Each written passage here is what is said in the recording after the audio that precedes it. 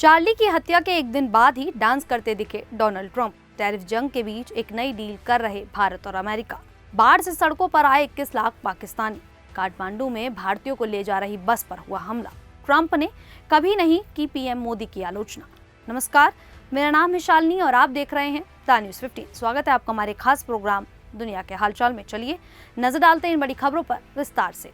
America के जाने माने right wing activist Charlie Kirk की हत्या के बाद देश भर में गम का माहौल है। राष्ट्रपति डोनाल्ड ट्रंप ने उनकी मौत पर शोक जताते हुए हत्यारे को कड़ी सजा दिलाने का भरोसा भी दिलाया, लेकिन इसके बावजूद वह आलोचना के घेरे में आ गए। वजह बनी उनकी न्यूयॉर्क में मौजूदगी, जहां वे यांकीज के मैच में पहुंचे थे। मैच के दौरान ट्रंप को YMCA गाने पर झूमते और डांस करते हुए देखा गया। चार्ली किर्क की हत्या के सिर्फ एक दिन बाद ट्रंप का ये अंदाज कई लोगों को रास नहीं आया। स्टेडियम में मौजूद दर्शकों ने उन्हें ट्रोल करना शुरू कर दिया। वहीं ये वीडियो सोशल मीडिया पर तेजी से वायरल हो गया और लोगों ने उन्हें जमकर ट्रोल किया। यूजर्स का कहना था कि अपने करीबी सहयोगी की हत्या के तुरंत बाद इस तरह का जश्न मनाना संवेदनहीनता दिखाता है। हालांकि कुछ लोग ट्रंप के समर्थन में भी खड़े नजर आए। उनका कहना था कि शायद ट्रंप लोगों का मनोबल ऊंचा रखने की कोशिश कर रहे हैं, क्योंकि यह समय देश के लिए बेहद कठिन है। एक और 9/11 की बरसी थी तो दूसरी ओर किर्क की हत्या से माहौल गमगीन था। मैच शुरू होने से पहले यांकीज टीम ने चार्ली किर्क को श्रद्धांजलि देते हुए 1 मिनट का मौन रखा। ट्रंप पूरे मैच के दौरान टीम अध्यक्ष रैंडी लेविन के साथ बातचीत करते दिखे, लेकिन सोशल मीडिया पर मिलीजुली प्रतिक्रियाएं जारी हैं।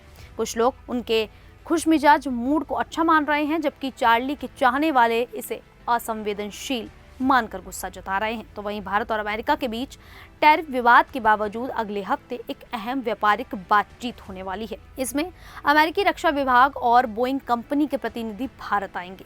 चर्चा का मुख्य मुद्दा होगा करीब $4 अरब का रक्षा सौदा, जिसके तहत भारत को 6 नए P-8I नौसैनिक निगरानी विमान मिल सकते हैं। ये समझौता काफी समय से अटका हुआ था, लेकिन अब इसके आगे बढ़ने की उम्मीद है। ब्लूमबर्ग की रिपोर्ट के अनुसार यह बातचीत ऐसे समय पर हो रही है जब दोनों देशों के बीच व्यापार समझौते पर भी सकारात्मक संकेत दिख रहे हैं। हालांकि पहले अमेरिका ने भारतीय सामान और रूस से तेल आयात पर भारी शुल्क लगाया था, जिससे रिश्तों में तनाव आ गया था। P-8I विमान अमेरिकी कंपनी बोइंग बनाती है। यह लंबी दूरी तक समुद्र की निगरानी कर सकता है, पनडुब्बियों और दुश्मन के जहाजों का पता लगा सकता है और जरूरत पड़ने पर हमला भी कर सकता है। भारत ने 2009 में पहली बार 8 P-8I खरीदे थे और 2019 में 4 और लिए। ये विमान तमिलनाडु के रजाली नौसैनिक अड्डे से हिंद महासागर की निगरानी करते हैं। चीन की बढ़ती गतिविधियों को देखते हुए भारत चाहता है कि उसकी समुद्री सीमाएं मजबूत रहें। अगर डील पूरी होती है तो भारत के पास कुल 18 P-8I विमान हो जाएंगे, जिससे नौसेना की ताकत और निगरानी क्षमता काफी ज्यादा बढ़ जाएगी। वहीं पाकिस्तान इन दोनों भयानक बाढ़ से जूझ रहा है। सबसे ज्यादा असर पंजाब और सिंध प्रांत में दिख रहा है। पंजाब से अब तक 20 लाख से ज्यादा लोगों को सुरक्षित जगहों पर ले जाया गया है, जबकि सिंध में करीब 1.5 लाख लोगों को रेस्क्यू किया गया है। अनुमान है कि आने वाले दिनों में यह संख्या और भी बढ़ सकती है। जून के अंत से अब तक भारी बारिश और उससे जुड़ी घटनाओं में 900 से ज्यादा लोगों की मौत हो चुकी है।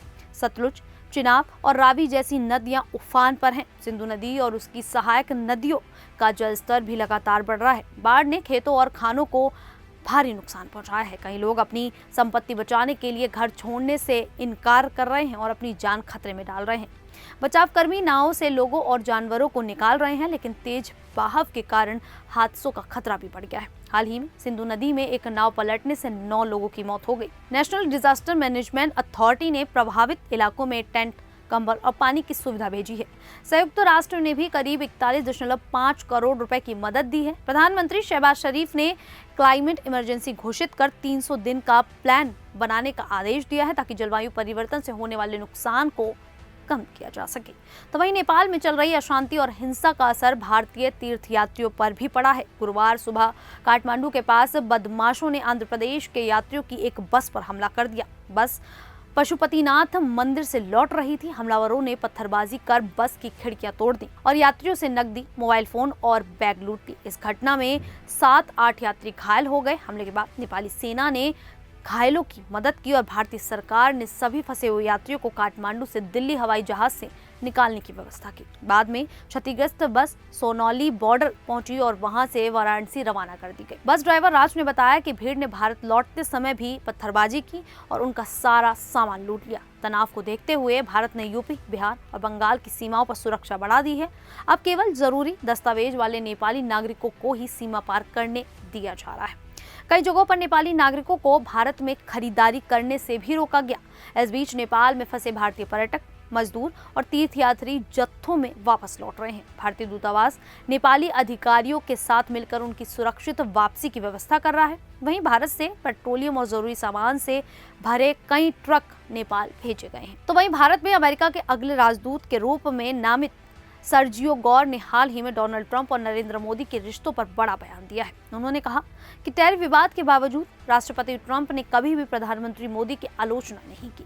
ट्रंप भले ही भारत की नीतियों या फैसलों पर टिप्पणी करते हों, लेकिन मोदी की तारीफ करना नहीं भूलते। गौर के मुताबिक दोनों नेताओं के बीच गहरी दोस्ती और अविश्वसनीय संबंध है। गौर ने रूसी तेल पर भी बात की। उन्होंने कहा कि भारत को रूसी तेल खरीदना बंद करवाना ट्रंप प्रशासन की सबसे बड़ी प्राथमिकता है। हालांकि उन्होंने ये भी माना कि भारत और अमेरिका टैरिफ समझौते पर बहुत ज्यादा दूर नहीं है और आने वाले हफ्तों में कोई समाधान निकल सकता है।